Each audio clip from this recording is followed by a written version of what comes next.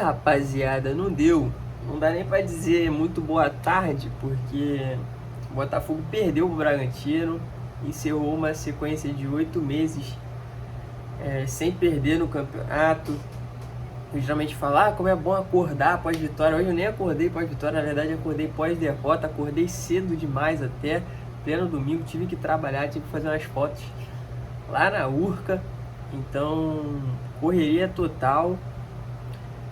Mas é isso, o jogo foi ontem às 4 horas da tarde, lá no estádio do próprio Bragantino, um time que é limitadíssimo, um time que não vinha fazendo um bom início de temporada, assim como a gente também não vem fazendo um bom início de temporada, né?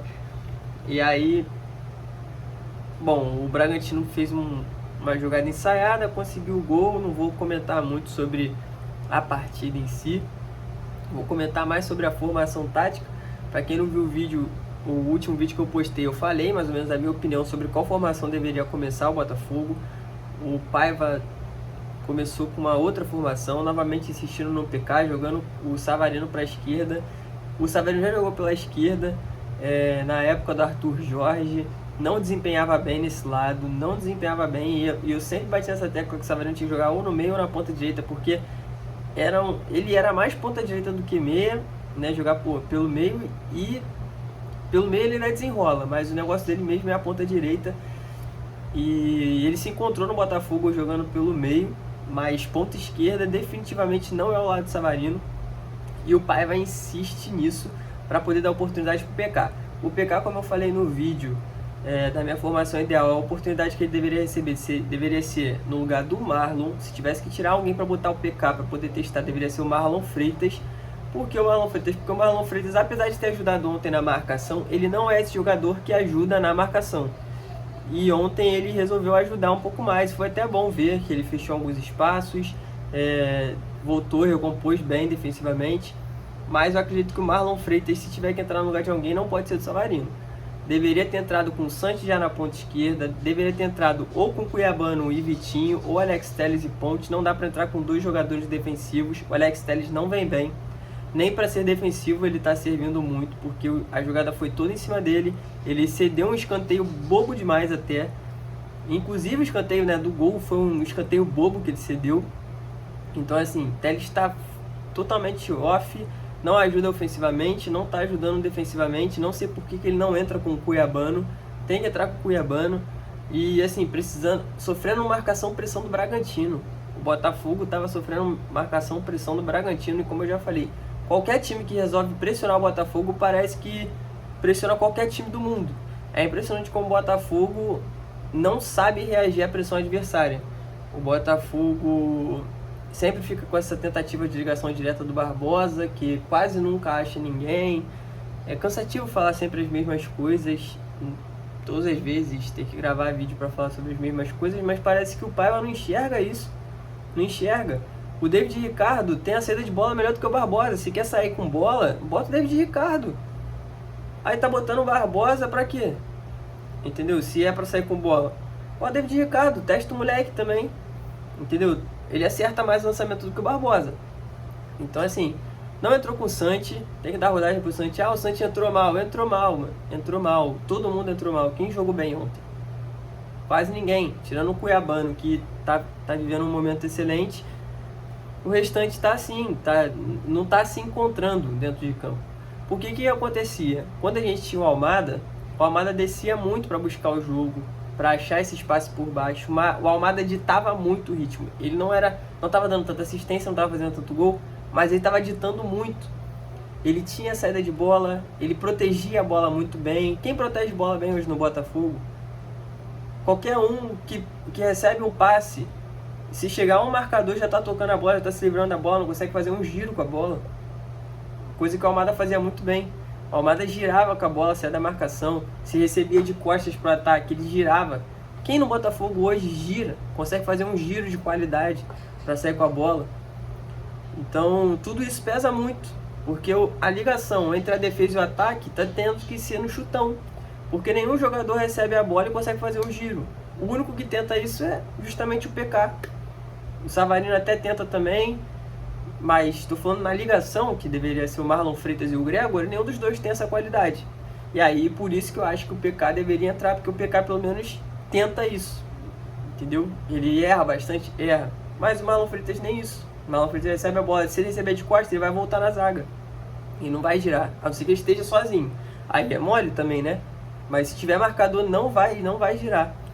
Então, o Botafogo tá sofrendo muito com isso, essa ligação entre defesa e ataque. E aí, o Savarino e o Santos também não conseguem performar, porque o nosso volante de ligação, que é o Marlon Freitas, só consegue fazer lançamento. Inclusive achou até ótimos lançamentos, mas cara, nem todo jogo dá pra ficar lançando bola. Não dá. E se você for lançar bola, você tem que posicionar seu ataque para receber essa bola lançada. O Botafogo parece que tá com dificuldade. O Igor Jesus também, por um azar ontem, perdeu um gol, bateu na trave. Mas o Botafogo não explora o goleiro adversário. Parece que tem medo de chutar, não sei. Talvez por isso que o PK receba mais oportunidade, porque o PK arrisca, né? Só que como titular ali no lugar do Savarino não é pra ele, porque o Savarino não dá o apoio que ele precisa. O Alex Telles também não sobe. Enfim, já falei qual era a minha formação aqui, tá no vídeo anterior. Não quero ficar falando sobre isso. Eu acho que só não dá mais pro Paiva ficar errando as mesmas coisas. E a galera vai ficar falando fora Paiva já, eu acho muito cedo, porque o próprio Arthur Jorge, quando veio, teve 2 derrotas também, né? Perdeu pra LDU, depois perdeu pro Cruzeiro também, de 3-2. Então faz parte, a derrota ela faz parte, o problema é como perde, e também se perde muito. Foi a primeira derrota do Botafogo no Brasileirão depois de 8 meses. Então assim, dá pra aceitar, o Bragantino é um adversário difícil dentro de casa, tem dificuldade pro Botafogo, dificuldade do Botafogo já faz tempo, o Botafogo não tem ganho com facilidade lá, tá? Então assim, não sei se vocês se recordam, com o próprio Arthur Jorge a gente achou um gol de um escanteio, bola parada com o Gregory. Então não é tão simples quanto parece. O próprio Bragantino no passado empatou com o Palmeiras. Então, não é um adversário fácil também, como, por mais que esteja vivendo um momento difícil, não é. O campo é diferente, o campo lá, o gramado é um pouquinho ruim sim. Então, isso pesa. É óbvio que não dá para dar desculpa, porque o gol que o Botafogo tomou foi um gol muito bobo. O que me pegou, além do gol bobo, foi justamente a saída de bola com a marcação. O Botafogo não está sabendo tirar a bola. O cabeceio sempre sobra para o adversário. Você tem que cabecear a bola. Cara, minimamente você tem que estar posicionado num lugar que você saiba, tipo assim, pô, onde é que eu tô no campo? E onde é que sempre vai ter um jogador meu? Não é possível que o Botafogo não treine isso. Que todas as cabeçadas sejam aleatórias pro pé do adversário. Não dá. Todo adversário está bem distribuído dentro de campo contra a gente. Isso não pode. Tem que ter alguém ali para poder receber. Tem que ter uma referência de cabeceio. Nem que seja na lateral, alguma coisa. Tem que ter alguém. Eu vejo que o Botafogo não tem. O cara às vezes está na frente dele e ele não cabeceia pro cara que está na frente. Ele cabeceia aleatoriamente tentando afastar. Só que até esse tentar afastar a bola da zaga tem que ser direcionado para algum lugar. A gente tem que ter uma referência para poder afastar a bola. Não pode ser para qualquer lugar.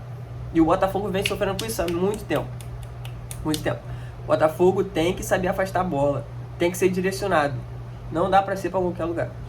Então, muitos pontos que o Botafogo precisa melhorar. Eu acredito que, novamente, é início de trabalho, vai oscilar bastante. Eu acho que é melhor você oscilar agora no início do campeonato do que no fim.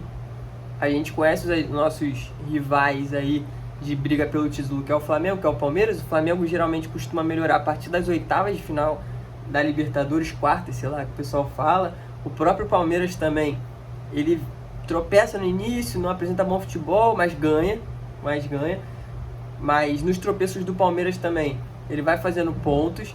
E o Palmeiras, o melhor do Palmeiras é sempre na reta final. O Palmeiras começa a jogar bola na reta final. Hoje, atualmente, quem apresenta um futebol bom é o Inter. O Inter tá com um futebol um pouco melhor mesmo. Então, eu acredito que seja o que mais dê trabalho. Agora, dos que brigam pelo título, né, não dá pra saber quem realmente vai brigar pelo título, tá muito cedo.